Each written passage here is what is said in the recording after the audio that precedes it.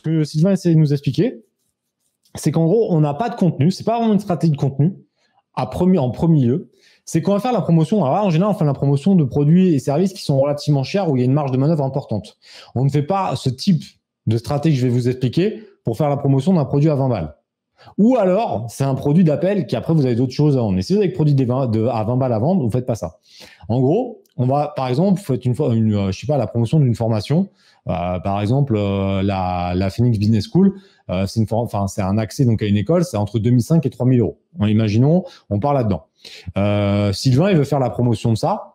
Il va mettre en place une page de vente via LearnyBox, ClickFunnels, au choix. Il y en a d'autres, hein, mais je parle des deux que je connais. Faire une page de vente en expliquant voilà pourquoi c'est important, donc les bénéfices de devenir entrepreneur, etc., etc.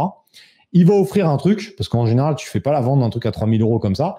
Tu vas offrir un truc, un bonus X ou Y. Donc, ça peut être une formation de découverte, etc. Nous, c'est ce qu'on aura, par exemple, pour la PBS. On aura une formation de découverte.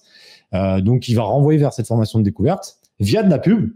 Donc là, il a pas de site ni rien, hein, c'est juste une page de vente. Et après cette page de vente, il va mettre en place ce qu'on appelle une séquence. Une séquence plus ou moins longue. Donc, tout de suite après que la personne s'est inscrite, il va offrir un truc. Donc, il va avoir une page qui dit, voilà, bah, merci de t'être inscrit, voici ton bonus, un truc de découverte, etc. Et ensuite, il va mettre en place une séquence mail, plus ou moins longue. Ben, en général, après, ta séquence mail, tu l'alimentes tout le temps, tu vois. Et à partir de ce moment-là, tu vas promouvoir des produits et des services. Donc, si tu as un objectif de vendre, par exemple, accès à la PBS, bah, tu vas parler de la PBS et tu vas faire une offre où tu vas promouvoir la PBS directement. Si ça marche pas, quand tu es un affilié, en général, tu as des roues de secours, entre guillemets. Tu ne vas pas promouvoir qu'un truc. Et donc, si jamais tu es dans une thématique de sophrologie ou de stress, tu vas avoir un produit que tu vas vouloir présenter au début, ton produit best-seller ou ton service best-seller. Si la personne ne l'apprend pas, en fait, tu vas faire des séquences comme ça qui vont se dire, bon, la personne ne l'apprend pas, donc je vais lui renvoyer vers une séquence comme ça. Si la personne a pris ce produit-là, je vais lui proposer d'autres produits. Et ça, c'est ultra puissant.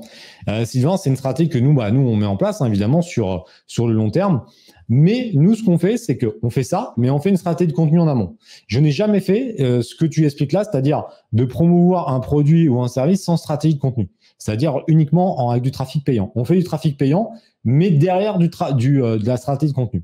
Moi, je suis un fan. Je suis vraiment convaincu que la stratégie de contenu, c'est sur le long terme ce qui est le plus avantageux, puisqu'en fait, les gens vont te trouver via le référencement naturel principalement. Et après, tu vas mettre de la pub pour accentuer ce référencement naturel. Et ce trafic gratuit, entre guillemets, même si au final, le référencement naturel n'est pas gratuit, parce que tu as quand même créé du contenu qui coûte. Mais en tout cas, tu n'as pas acheté ton trafic. C'est du trafic qui est venu directement à toi. Donc moi, je préfère faire ça. Mais je connais des gens qui font cette stratégie. Mais c'est très court terme. C'est-à-dire que le jour où tu arrêtes ton tunnel, tu n'as plus rien. Alors que moi, imaginons que je fais ça.